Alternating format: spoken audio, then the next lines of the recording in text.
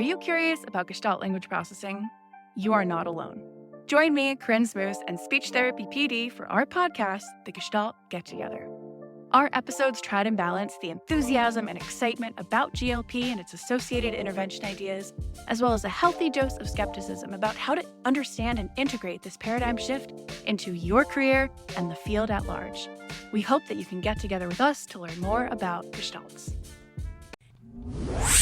Getting a child to say a good sound is one thing, but getting them to use it consistently is another. Now, you know the Easy R program for getting the but what about generalization? Well, what about the new R speech practice audios? Kids love to practice them, and you quickly access them via QR codes. Go to speechdynamics.com to take advantage of the 40% off sale price. Do it now. Welcome to the Speech Link. I'm your host, Sharp O'Shart, and I invite you to listen and learn practical strategies from experienced experts to take your therapy to the next level. Speech and language therapy for significantly delayed early intervention kids is tough, especially online. It can be frustrating for all concerned, the child, the parent, and the speech-language pathologist. However, after interviewing my guest, honestly, it makes me want to grab an early intervention child, log on to Zoom, and do therapy with the child and his or her parent. You will know exactly what to do step by step. So grab your pen and paper and get ready to take some serious notes on an impressive therapy method for early intervention kids and how to empower their parents. Today, my guest is Karyn Lewis Searcy, MA CCC-SLP. She earned her Master's of Arts degree from the University of Illinois in Champaign and her BA degree from Elmhurst College, also in Illinois. She has decades of experience in therapeutic, supervisory, and administrative positions, and it doesn't look like she is slowing up. Currently in the San Diego area, she is a speech-language consultant at the Terry Crimson Center, on the clinical faculty at San Diego State University, and a consultant to RAINS, Therapeutic Horsemanship, which sounds quite interesting. Karyn has presented hundreds of times independently as well as with other SLPs on the topic areas of early intervention, autism, behavior management, AAC, as well as how to empower parents. In 2013, she was awarded the Outstanding Service Award from District 9 of the California Speech Language Hearing Association, the Distinguished Service Award from the San Diego Imperial County Infant Development Association in 2012, and then in 2010, the Health Hero Award from the San Diego Autism Society. No doubt, all were well-deserved. She's a therapist, author, presenter, and amazingly knowledgeable and intuitive when it comes to working with children and their parents. I am thrilled to have you here. Welcome to the Speech Link, Karyn. Thank you so very much, Shar. I really appreciate this opportunity to talk with you and your group. Well, I'm glad you're here, girl. All right. Okay. Now, I bet there's a lot of SLPs listening that work in the schools, and they not only have elementary age kiddos on their caseload, but they probably work with younger children as well. So we're talking about communication disorders and working with the parents of younger children. So early intervention and maybe even preschoolers. So to get us started, no doubt the primary issue is that children are not developing speech and language appropriately. And you could probably write a book on this. What a great idea. Probably. Yeah, there you go, in your spare time. I want to narrow down the question a little bit. And if you could briefly tell us, what are some of the specific communication issues that you most often see in younger children? Typically, what I come across first is a child who cannot express his needs, which is very frustrating for both the parent and the child. Sometimes it's because of some parenting styles, because the parents anticipate a child's needs, and when they're very young, we'll just give them things that they anticipate that they might need. And then the child becomes sort of prompt dependent on that in a way. The child just assumes if he starts crying, he'll get something to eat or he will get something to drink. Um, and I have a child right now I'm working with who is 2.5, and she just throws a complete meltdown, temper tantrum when I put on the wrong music video, or if her parents turn on the wrong DVD, and rather than giving them some inclination or giving me some inclination of what it is she wants instead.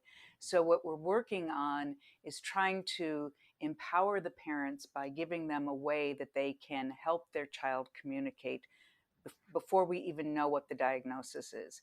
So I use a lot of gestures and something to replace the words, because we can't help a child speak, but we can help a child communicate.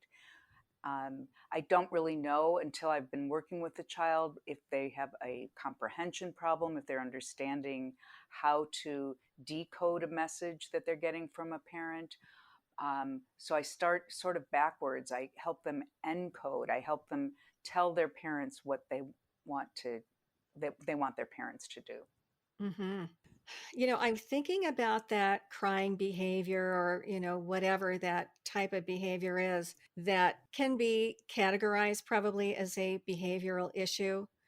So is that the connection, the behavior that the child does in place of speech or language in order to share his wants and needs and so on? Is that the behavioral issue, do you think, most often? Most often, now it does get more complex when we're working with children with autism, because we Mm-hmm. know we've got some sensory issues. But Right. if you think about it, whenever any of us are highly frustrated, we all have a heightened sense of our sensory system, right?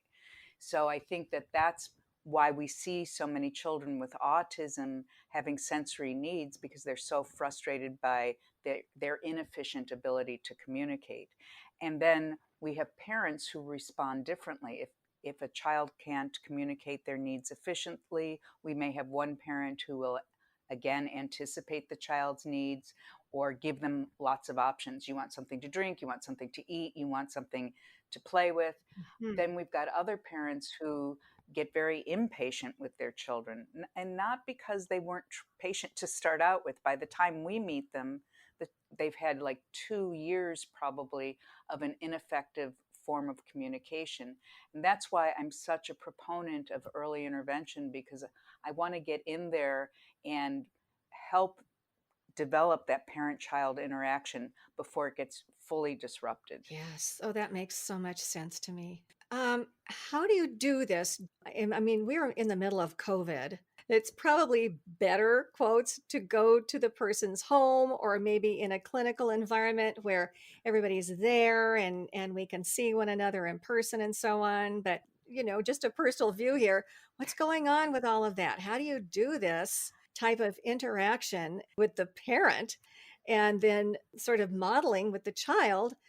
How do you do that over the internet?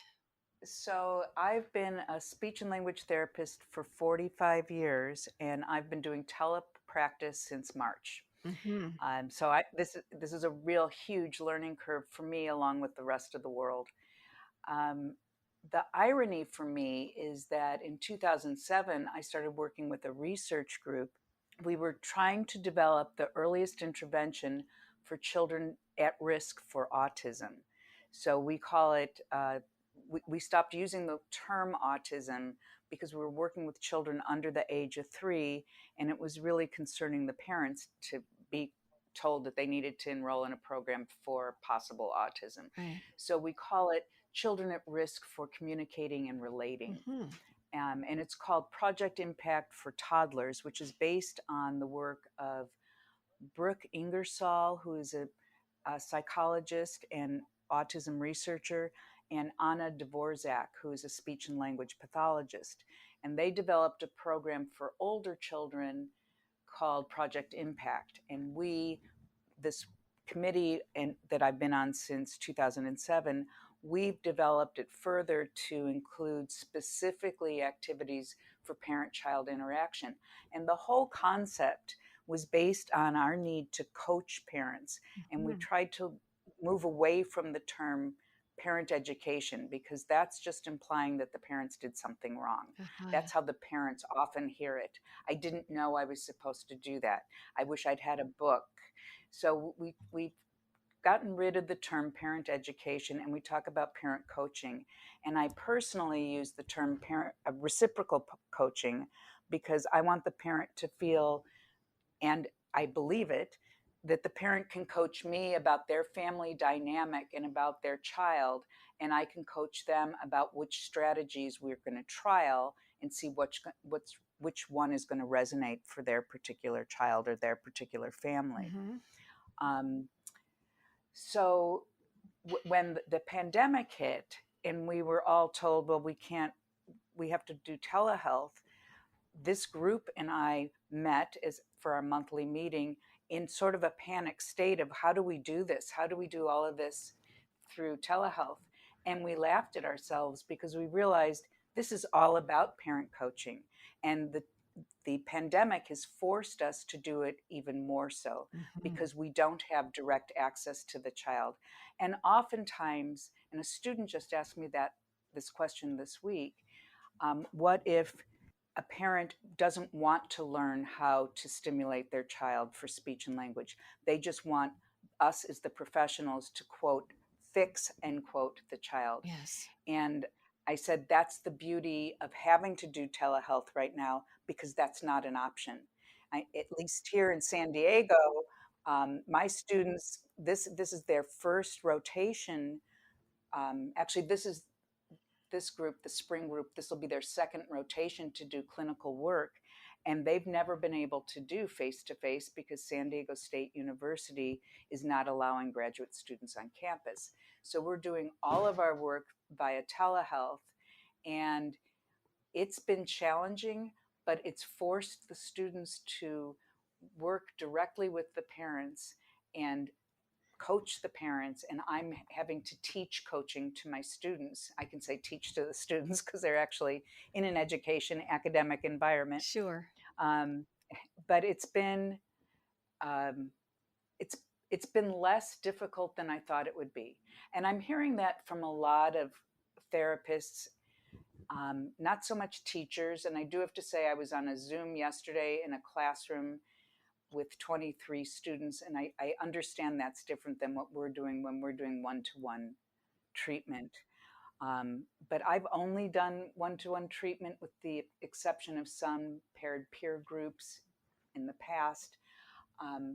What I'm able to do is work with the parent and the child on the computer screen, and coach the parents to hand over hand follow through with a gesture if the child can't say or won't say the word. So I never ask a young child to do something I can't help them / or make them do.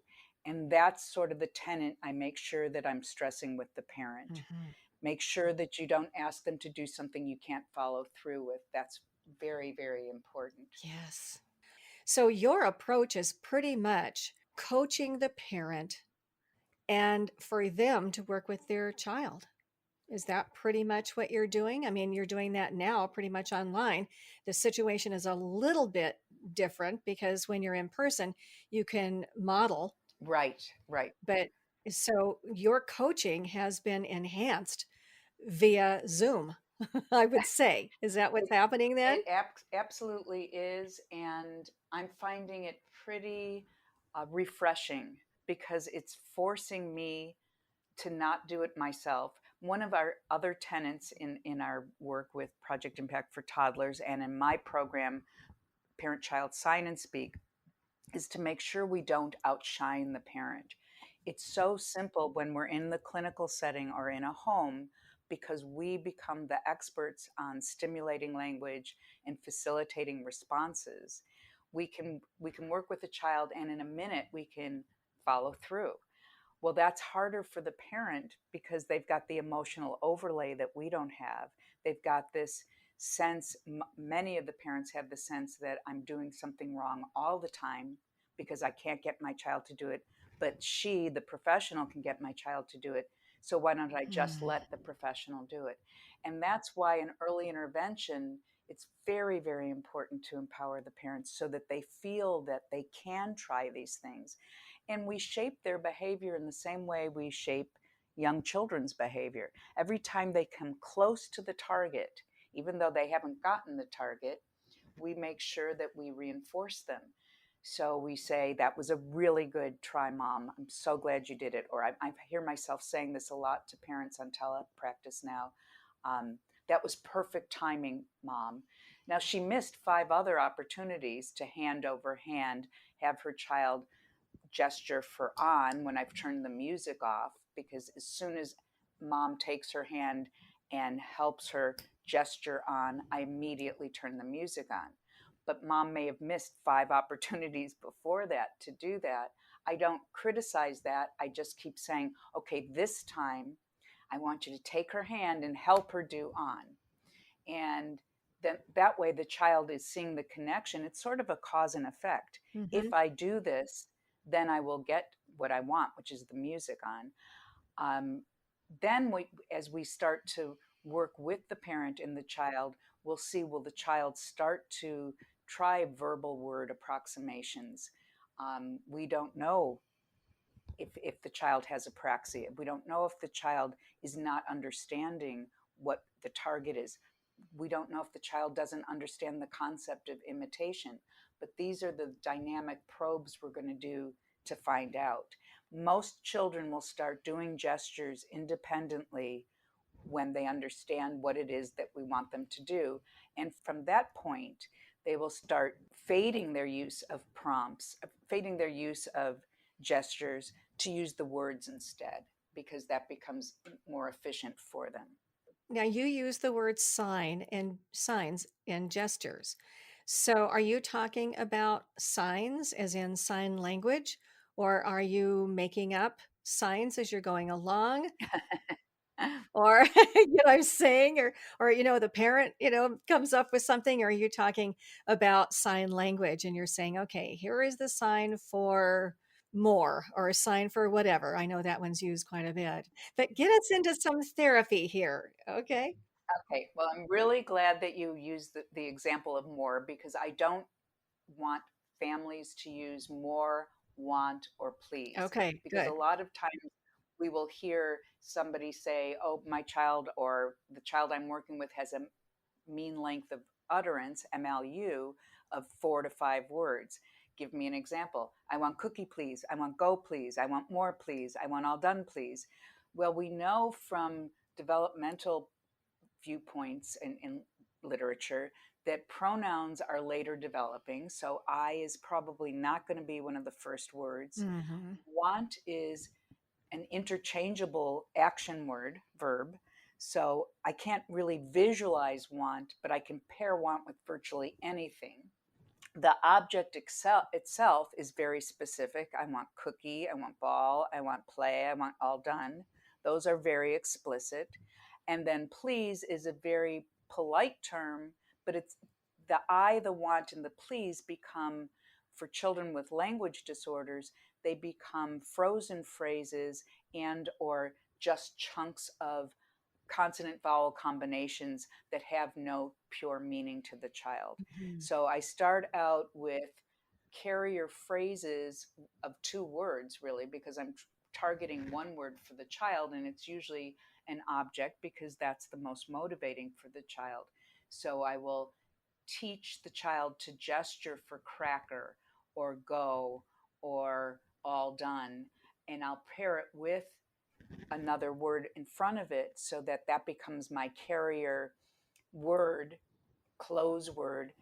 And I use the inflectional pattern to elicit a response. So if I say blow and the child wants me to blow the bubbles, the child will either gesture bubble, and I'm using my hand right now and I realize you can't see me, so that doesn't help. Um, but the child will eventually start saying a word approximation for bubble because that's what she wants. And then she's already paired bubble with blow instead of want or more. So when I want to work toward a 2-word combination, I can get the child to say the whole phrase blow bubble. And then I add modifiers or prepositions like blow bubble up or Mm-hmm. blow big bubble. In terms of whether I'm using American Sign Language, back in the 80s and 90s, I think I was trying to. Um, it's these children are not deaf or hard of hearing, so they're not going to be communicating with the deaf or hard of hearing community, Mm-hmm. and those aren't the signs they need to learn. I tend to use baby signs, and if you Google images and write in ASL for anything, a lady in a green shirt, it's a caricature, I think it's she's not animated, but she's just a cartoon drawing. She will show what the baby sign is for whatever word I want. And I'm recently, I would say within the last 5 years, at both Rain's therapeutic horsemanship as well as my independent work with parents, I cut and paste those iconic pictures of the lady doing the baby sign. And I tell the families and I tell the instructors, the horsemanship instructors, to use the same number of movements for their gesture as there are syllables in the word, because we're trying to jumpstart the communication process and we don't know what the breakdown is. Is it motor planning? Is it encoding? Is it word retrieval? We don't know what it is for the children, but we want to make sure that we're targeting everything at once. So, and I learned that from a boy probably in 2005. He had autism and apraxia, and I had taught him a made up sign. I completely made it up for butterfly, but I was doing a hand movement that had multiple movements in it. And he looked at his own hand and said or I and did 3 movements. Aw. So I realized we can pair the motor planning for the oral motor with the larger motor movements. And I've talked to some occupational therapists over the years who say that that is true, that we can get better neurological organization if we start with the big movements and start refining it to the smaller movements. The other beauty of using gestures and doing this technique of doing the same number of movements as there are syllables in the word is we can give multiple input to the child. So he's getting if we're doing hand over hand gestures, he's getting kinesthetic, proprioceptive, auditory, and visual stimulation, and that's fabulous. And then he can choose what's the one that's going to be meaningful to him. I love it. Now, I am on the internet. What did you want me to put in for the lady in green? Google ASL for ball and click on images to make sure that Google's just sending you to the images page. Okay, because I put in baby sign language and that wasn't it. No, ASL for ball, and make sure you click images. And you see the lady in the green shirt? Yes, there she is. So I use a snippet tool on my computer and I will cut and paste that so I can, because now that I'm doing telehealth, I create PowerPoints for my families. So I ask them, tell me 3 activities that your child is really loving to do. So maybe the child loves to play ball, the child loves to eat crackers, and the child loves to read a book. So I can provide the parent the baby sign gesture visually for play and for ball, for eat and for cracker, and for read and book. And I even recently started working with a child whose mother is Italian and she wants her child to be bilingual. Mm-hmm. So we not only are doing ASL signs, which are the same. I told the mother she's not going to be using ASL or Italian Sign Language, so we don't need to worry about that. Right. But I do alter the gestural movement to match the how many syllables there are in the word. So, for instance, I can't even tell you what playroom is in Italian, but I Yeah. know it's got 6 movements, and playroom in English is only 2, Mm-hmm. right? So for playroom, I'm going to gesture 2 movements, and mom will gesture 6 when she's doing playroom in Italian. Interesting. So, and I also worked with a child from Japan. Years ago, we had a group that was bringing children from Japan to America for 6 weeks of treatment. And Japanese words tended to be longer Hmm. than English words. But again, it's working with the parents, and I have actual worksheets that I use with the parents. Tell me the activities your child likes, and I limit it to 3 to start because I don't want to overwhelm the parents or the child. So we'll start with 3 activities that the child really likes, and I'll come up with an action word and an object word, and then we'll translate that into baby sign. And then we've got our 3 target phrases that we're going to do, but never, we can add more later. For instance, I had a child who did a lot of great gesturing, and she could do eat cracker anytime she wanted to eat a cracker. So then I added more.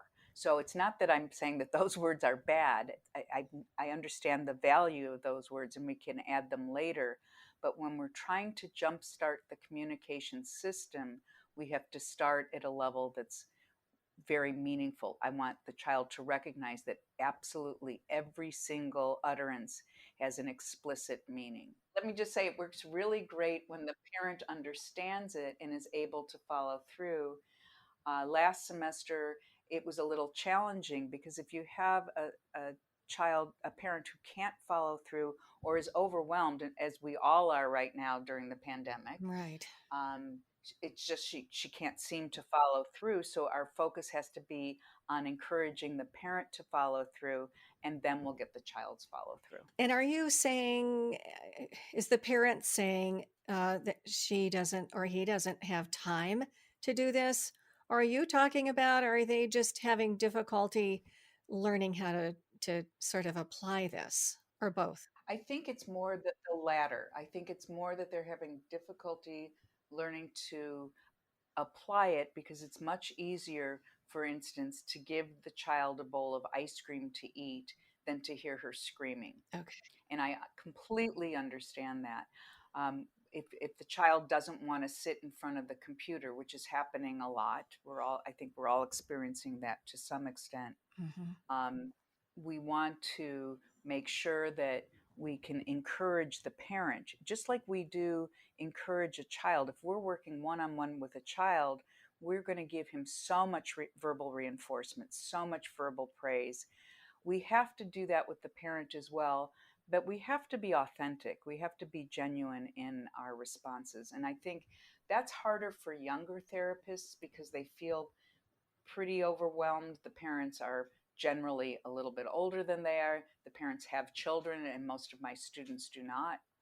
Um, and I remember being a student and feeling like, oh, I just want to work with the kid. I don't really want to work with the parent. I don't, that makes me really uncomfortable. Hmm. But now we're in a phase in our world where we have to get the parent to do it. So I think it's really good, particularly for young therapists. I'm finding it pretty easy because I've been doing it for so many years. But teaching it is different.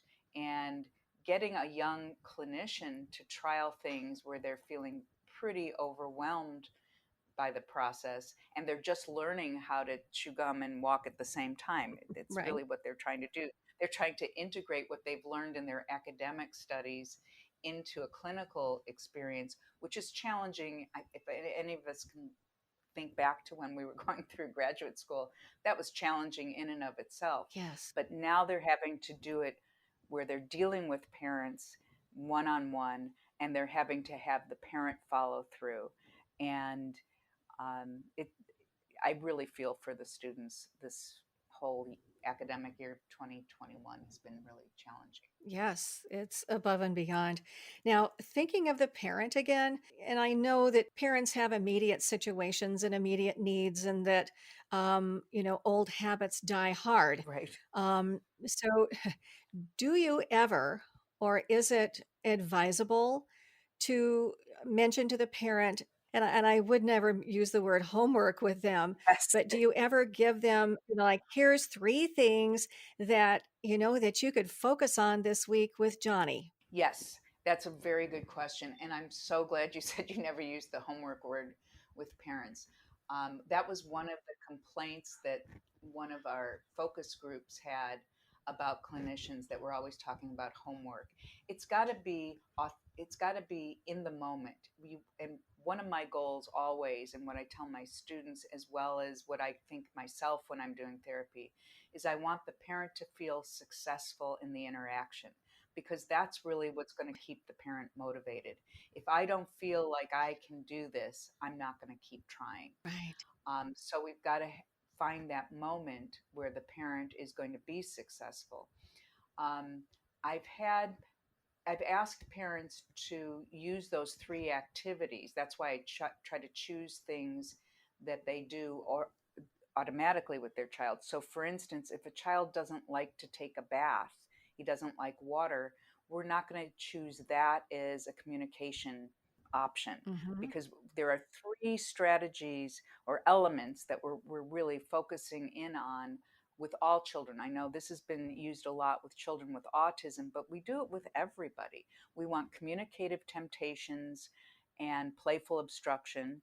I used to call playful obstruction sabotaging a child's play, and I got scolded by an administrator in a school district. But since then, I found out there's actually a term called playful obstruction. So, communicative temptation is if the child knows how to get the DVD and turn on the remote and get the DVD playing, that's not a communicative temptation. The kid doesn't need a communication partner for that. But if we remove the item from his reach, it means the item is within view but not attainable Ah. without having a communication partner. That's communicative temptation. So Mhm. things like putting a wind up toy um, in a plastic container where the child can see it, but he can't access it until mom or dad open the box for him and he's done a gesture of open. Um, Playful obstruction is when we get between what the child wants and our bodies. So I used to do this a lot at Rain's Therapeutic Horsemanship, where at the end of a ride, the children would like to feed their horses carrots. And these are only children who have developmental disabilities. They take the chopped carrots from one big bucket to a smaller pail and then bring the pail to the horse. Well, I would put my arms across the big bucket and they couldn't have access to the carrots until they gestured for me to move. And I would hand over hand take their hand and do the gesture for move and say move. And the kids look at me like, "What's wrong with you, lady? Why are you blocking my access to these carrots?" Right. And by the third time, the child is able to independently tell me move. And then he gets to fill up his bucket full of carrots. Aw. Telling the parents these things has been really helpful. Playful obstruction, communicative temptations. The third one is inadequate portions. And I really wasn't as successful with that particular strategy as I was with the others. But in that one, you pretty much don't give them enough of what they want. So if a child asks for cookie, requests cookie, you give him a tiny little piece of a cookie. He's not going to want that. And then you can um, help him say big cookie or whole cookie. I did this a lot with popcorn with a young boy from Japan, actually. And he would ask me for popcorn using a gesture, and I would give him one kernel. And he would laugh at me. He thought that was hilarious. And then he would say 3 popcorns. Grammatically, it's not correct. We can worry about that later. But what we're getting is the immediacy and helping the parents see that, oh, I can do this. I can really do this. But it's also interesting when you're working with parents to find out that they've got some odd biases, and you have to help them recognize that, for instance, a child may not want to say peas at 9 o'clock in the morning because you've brought cold peas to the clinic for him to request. Um, they smell bad. They are very unappealing Hmm. early in the morning. So helping the parent understand, what is it that my child wants? How does he get it now? And how can I turn that into a communicative act? And so those are the three things that I want to work on with the parent and help them be successful with it. I have a child right now who um, I, I am suspecting she has apraxia, and she's really not wanting to do the gestures with me, and she throws herself down on the ground. But the father has told me it's working at home with them. Hmm. So that's been very successful, and that's really good to see. Definitely. This is great. You know what? Take me through a little bit of a session. I'm having a hard time connecting, what is the parent doing? What is the child doing? Do they come up with those types of interactive play type of things? Or, you just use what's around the house or what the child likes? Or how do you zoom in on that activity so that you can then bring up these types of techniques? What's been working recently with the pandemic, or I guess it's not so recent, it's almost a year now. I have found, luckily I have 7 grandchildren. And so one of my youngest, was a little bit delayed. She just had a typical delay. She had been in NICU for 12 days. But at 2, she had a very small vocabulary, and she really wasn't doing 2-word combinations.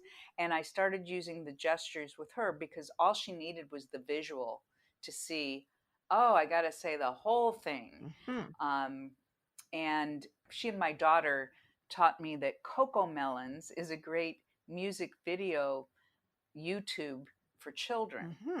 So and so my students, and that's the other great thing about the pandemic.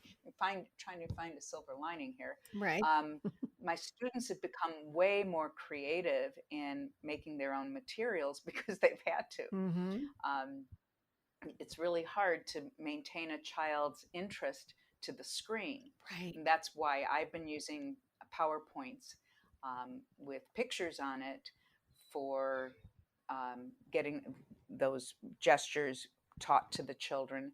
And also, what I'll do is for a break, I was using YouTube, Coco Melon, and some other um, places. There's other, I think Simple Songs is another one.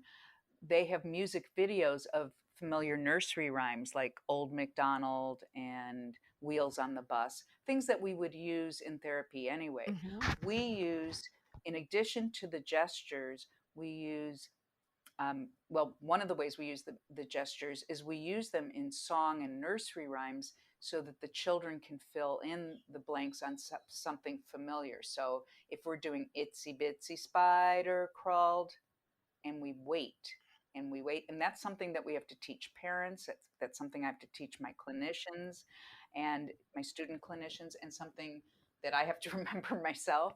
Hmm.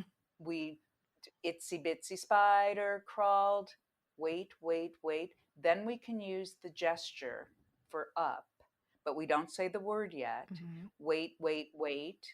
The child still doesn't say the word. Then we can do a phonemic or sound cue. So we're not saying the whole word. We're not providing the full model yet because we really want to help facilitate word retrieval if that's the problem.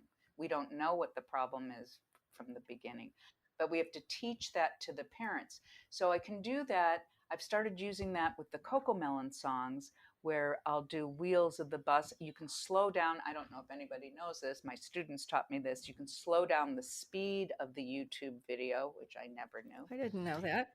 And then I didn't either, um, because the songs tend to go way too fast for children who are Yes. having word retrieval or word, just any kind of word production generation issue. And then I can also stop the video right at a point where the kid is really, really interested in it. So now it's sort of playful obstruction, right? Uh-huh. And then I instruct the parent. I say music and I wait. And then I do the gesture on, and then I have to help the parents say, Mom, you do it now. Ready? Music. And mom will do it. So she's modeling it right next to the child. The child still doesn't do it. Then I say to the parent, okay, mom, you're going to help her do it. Ready? Music. And then hand over hand, take her hand. Okay, mom, good job. Oh, awesome. That was perfect timing, mom. Mm-hmm.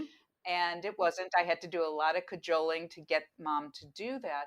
But in one case we had where it was so difficult for the parent, we kept track because we always want to collect data. The only data we were able to collect on this one was how many prompts we had to give the parent to prompt the child. Mm. And we saw by the end of the semester, the parent was able to do it independently. And then we could start measuring the child's dependence on the prompt. Yeah. So there are ways. I think we're all learning as we go through this pandemic, and we're learning how to use telehealth, that all the strategies that we were using prior to the pandemic um, can be translated to something, particularly in terms of parent coaching. Now, I do know there are younger therapists who are still going in home. I have a former therapist who used to work for me, and she's making sure she knows how many people are in the home, how many people are going to work, how many people they're exposed to, are they wearing masks. She comes into the home and she takes the temperature of everybody that she's interacting with. Oh, She's still doing parent coaching because she knows that that's, even in the home, that's what you're supposed to be doing. And that becomes, there's a lot of research. And if you just hear the verbiage of speech and language therapists over the last 5 years, I'm hearing way more parent coaching than I am parent education. And I'm really happy to hear that, because I think we are moving in that direction. good. I want to go back to using your songs and your videos and that kind of thing. And it is so interesting to me how you're using your communicative temptation and your playful obstruction and so on. Prior to that, if you are watching a video or you're doing songs or something along those lines, how many times do you watch it or listen to it or sing it or experience it before you start doing these other things so that the child can kind of learn it and hear it so that they can fill in the clothes? Right, that's a really good point. So when we used to do parent-child sign and speak, we were doing 10 weeks, and we would have 2 sessions each week. We would introduce Itsy Bitsy Spider, went up something like that. I think we had 3 or 4 different nursery rhymes. Itsy Bitsy Spider went. We would immediately, it would take time for the parents to learn to pause before they say up, and give the child time to respond independently. Most of the children, by the time they're 2.5, have already heard some of these songs. So they know Itsy Bitsy Spider, they know Wheels on the Bus. Okay. Um, but it's really more teaching the parents to include the wait time, include the pausing. When we did Project Impact for toddlers, for our slides, when we're training therapists on how to integrate Project Impact for toddlers into their repertoire of other therapy tools that they're using, we wanted to make stop signs because we were thinking we've got to teach therapists to pause. We're working a lot with BCBAs and people in ABA Mm-hmm.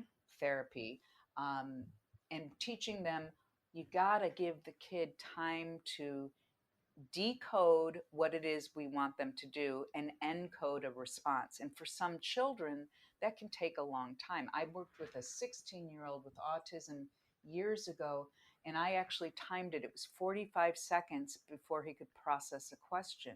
But none of us were ever giving him 45 seconds in which to do that. So we had to really, I had to tell the parent, but the parent and I were sitting across from the child, the student, and I said, he's reading our facial expressions, and he's looking at our body language, and he's trying to grasp at anything so he can get a clue of what to respond.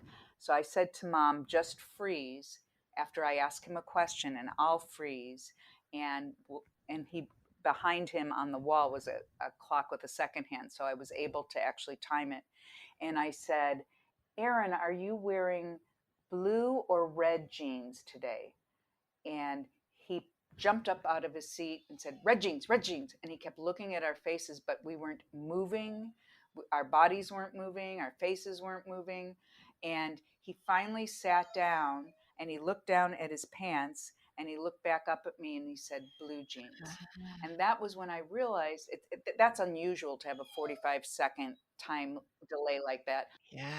However, it is even more difficult with children, young children, because if you've waited 45 seconds, usually you've lost the child Right. by that 45 seconds. He's gone out of the room. So I recommend that people working with young children tend to wait. We want to give them 3 to 5 seconds before giving them a prompt and Okay. making sure we're not going straight to the model. All right, good. The signs and the gestures. Do you ever have a parent that's concerned about doing these types of things, that it might hinder development of their child's verbal skills? Virtually always. And my favorite is the Italian mother that I'm working with now. Both parents are MDs. And when I first came to the house, which was in February before the pandemic, I said that I always use gestures to jumpstart the communication system. And they said they really didn't want to because that was going to become a crutch for her. She would use the gestures instead of words. Mhm. And we hear this a lot when we're introducing AAC, um, an AAC device, a dynamic display device. I hear it with gestures. Um, what I told the parents is there's she will not choose to use the gestures instead of speech because it's more efficient to use speech than it is gestures. She will start fading her use of gestures once she can speak. And I was working with the mother in their living room. And one day she just turned to me tearfully and she said, thank you for teaching us these gestures. We would never have known how smart she was because this little girl has a rare disease, and there's part of the disease is intellectual deficit. Well, the child picked up on using gestures within 2 weeks and started making up her own gestures when she wanted a kiss from her father. When she wanted to be, one of his favorite things to do is fly her like an airplane. And she loves that. So she made up her own gestures. And I'm using that mother's quote now when I'm working with other parents. I have the same problem when I'm introducing, like I said, any type of um, AAC device. Parents are reluctant because they're afraid the child will just glom onto that. Recently had a parent who didn't want me to use any of the music videos because she said um, her doctor said too much screen time, and that is a problem. For years we've been talking to parents about don't too much screen time. Now we're saying everything's on screen time. Right. Um, so with this parent, and this is what I try to do with parents, I try to meet them where they are and motivate them up from that by showing them, not by telling them, but by showing them it can work. So I never did any screen time with this 5-year-old with autism and apraxia because the mother really didn't want me to. And one day she said, well, I told her how we could get him to request on because that was one of his favorite things to do is watch a video. And I said, is it okay if I show you? And she said, yes. So now we're doing it every session. And he is saying movie on. So it is, I think it's really important. I was just in an IEP doing an IEE this week where the school SLP really didn't want to do any of the facilitated communication, which I understand. We don't want to encourage facilitated communication. But the way she said it to the parent left the parent feeling unheard. And I think that's something that we need to make sure that all therapists are aware. We have to make sure that we're working as a team with the parent, Right. and that the parent doesn't ever feel that we're working against them. And there are ways, and I've done this with parents when I've said, well, I can't take the facilitated communication in the format, I can't use that data to report, but I can report the data if we have controlled these variables. So it's giving the parent a solution instead of saying, oh no, I'm completely against what you're doing. So in the case of facilitated communication, I've said the communication partner can't know what the answer is to the question that we're giving. So for instance, if we say who pollinates flowers, the communication partner knows the answer is bees, and then the child spells out bees. So that information I can't take. But if I say to a child, what did you eat for dinner last night? And the communication partner doesn't know that he ate spaghetti, and he spells out very poorly the word spaghetti, I can accept that because she didn't know what it was, and he was able to phonetically spell out spaghetti. So that makes the parent feel more heard, and then we can progressively move them over in the direction that we need them to be in. Right. Um, do you think that perhaps these types of techniques could be used with older kids too? I'm working with a 16-year-old who has a stuttering disorder on telehealth, and I'm working with an 18-year-old with autism and apraxia. And some of these strategies are still applicable. You just have to be able to think out of the box and understand how to apply it for that particular child with that particular family, regardless of the age. Yes, that makes sense to me. Because I was thinking, because we do have a lot of people listening that work with the elementary kids and older, that a lot of this can be applied to just about any age. Right. So this is excellent. Yeah. Think about communicative temptation, playful obstruction, and inadequate portions. And also, what I didn't get into, which I think is important, I also work on sound imitation, where I'm pairing a sound with a hand gesture. In the 60s, it was called cued speech, Hmm. but it helps. Initially, I did it because I wanted the parents to feel that I was targeting what was important to them, which is their child's speech production. And so I was doing it to appease parents, but along the way I found out it actually works. So I think that's another reason that we need to listen to parents and integrate what's important to them into our therapy. Yes, very good point. Well, thank you so much, Karen. You're very welcome. You are a wealth of knowledge, and thank you so much for sharing just a piece of it with us. But I feel like we got a lot here in our less than hour time. And you're an amazing therapist. I would love to watch you in action. Uh-oh.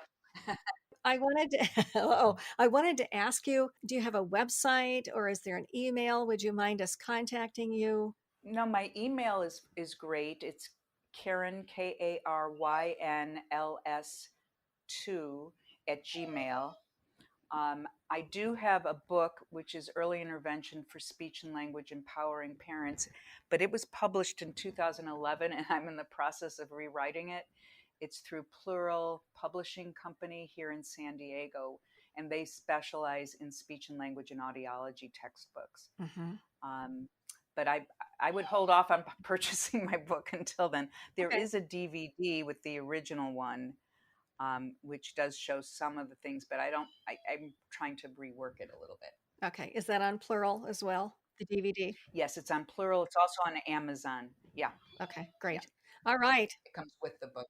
Perfect. I appreciate you. Thank you. Thank you. Bye bye. Bye.